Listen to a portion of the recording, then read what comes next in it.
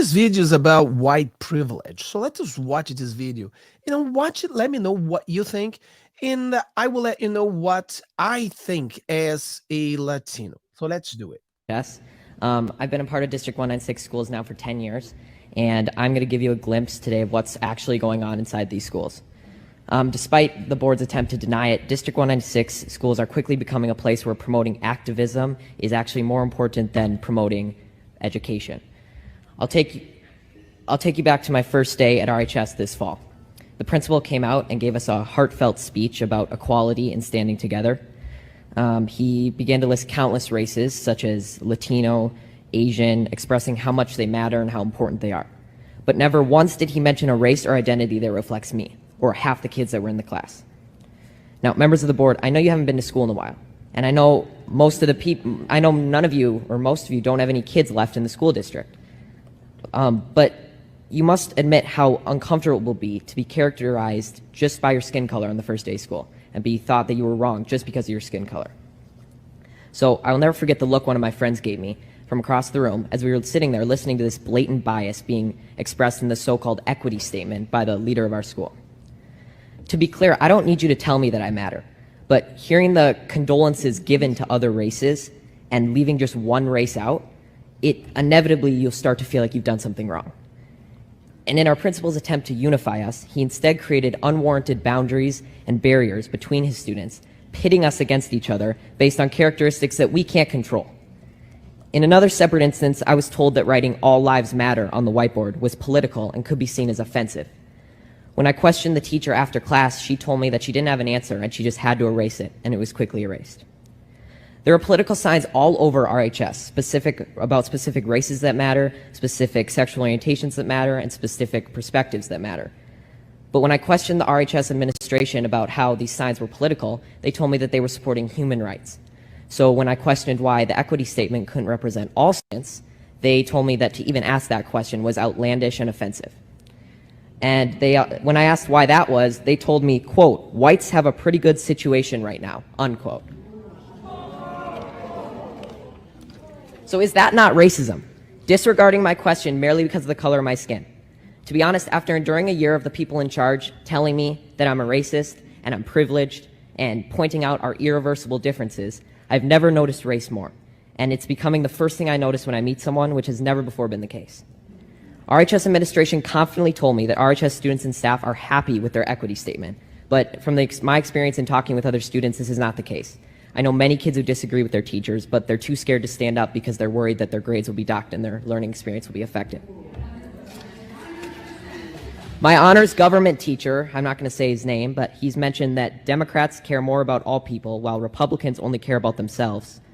And he's also inferred to us that socialism is better than democracy. He even had a statue of a socialist leader in his classroom. I've been told by a lot of kids that they just stay silent and adjust their schoolwork to reflect an acceptable opinion to secure a good grade.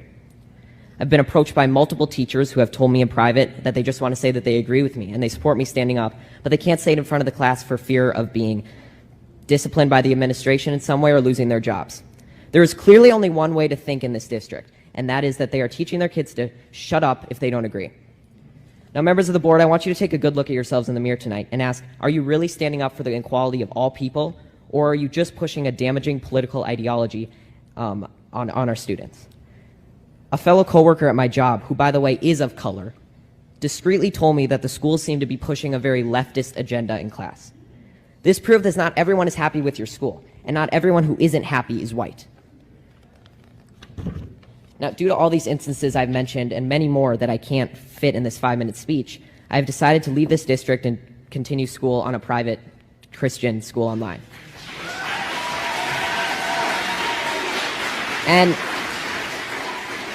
And there will be sacrifices, and I will not get to walk in the graduation ceremony or attend milestones at RHS, but I will be able to learn in an environment that is not intent on punishing me daily for my skin color and political views. Now, regardless of how you take my speech, whether you just shrug it off as malarkey or Fox News talking points, I encourage you to think about it, because someday I'm going to be a leader. I may be the president, a governor, or just a professional golfer, But I will never stop believing that everybody has value, no matter their skin color or personal beliefs. And it's a shame that you're not going to be able to say that I was an alumni of RHS in District 196. Thank you. So we see there is a discussion now about white privilege. So some people, they believe there is a white privilege. The other people believe there is no such a privilege. And the reality is, I kind of disagree with both. I believe the point is they're missing the point. The reality is there is a privilege, and the privilege is to be born in America, to be in America. It doesn't matter what color you are, it doesn't matter your race. If you are in America, you have the privilege to be in America. And people can't see that because they are trying to destroy America. They are trying to say America is horrible. They are trying to put in these people's mind that, for instance, I am a Latino, agree with those teachers. No, we don't. They do not voice my feelings. On the contrary, I believe that everyone who is in America right now, we are the people who have the privilege. I am in America and I have the privilege to be in America. And these people who continuously attack America saying it's a terrible country, it's the most racist country, is this. Why are all the people trying to come to America? Why am I in America? Why we came to America if America is that bad? It's the proof that America is still the best country in the world. I mean, we have a lot of problems going on right now. We can see that they are trying to divide the country more and more. I have some points here where he says, you know, white people in a pretty good situation. Everybody in America is in a pretty good situation, let me tell you. Most of these people who hates America, most of these people who say bad things about America, they've never been to South America. They've never been to Central America. They've never been to Africa. They have no idea how good they have. They have no idea. They are talking about some fantasy, some things they have in their mind. The Americans bad, but they don't know what really bad is. They have no idea. So when they say the white people in America, they're in a good situation, honestly, even though I agree with you that we have a lot of problems right now, if you are in America, you're still in a very good situation compared to anywhere else in the world. I've been to many countries in the world, and I can tell you there's no place better than here. And then the teacher, if you can call that a teacher, he says socialism is better than capitalism. It's so easy to preach socialism when you live in a capitalist world. It's so easy to teach socialism when you have your, taxpayers paying your salary. It's so easy to teach, socialism when you have your iPhone, when you have driving the car you want, when you can have different jobs, when you can be teacher for a period of time and then you can work as a part-time something else. It's so easy. You have the privilege to be in America, in a country where you can become whatever you want to become. And if you are not successful in America, it's because you chose the wrong path. Yeah, because we come to America with a broken English, as you can see, not with a higher education, and we work hard, and all we do is to work, and we make it. And we make it. Why we make it? Because once we get here, we also gain this privilege of being in America.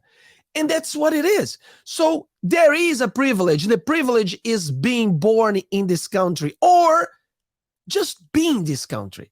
You have the privilege that most people in the world does not have. Most people in the world, they would fight, they sacrifice, they walk through deserts, they walk through like rivers, they go through like, you have no idea, to be able to come to this country, the country that these people are trying to say is the worst place in the world because they have been brainwashed with this nonsense of, privilege, of white privilege, of this privilege. They don't want to do the truth. The truth is, every one of us who are in America right now, we have the privilege to be in America. And right now, we have this country to save. That's why I'm starting making videos now in English, because it came to a point where I have to do something. I can't listen to this anymore and just be quiet. I have to do something. I have to start showing to these people that we need to change. We need to stop these things. And I need to these people to understand that these teachers, supposed teachers, they're not voicing the Latino people.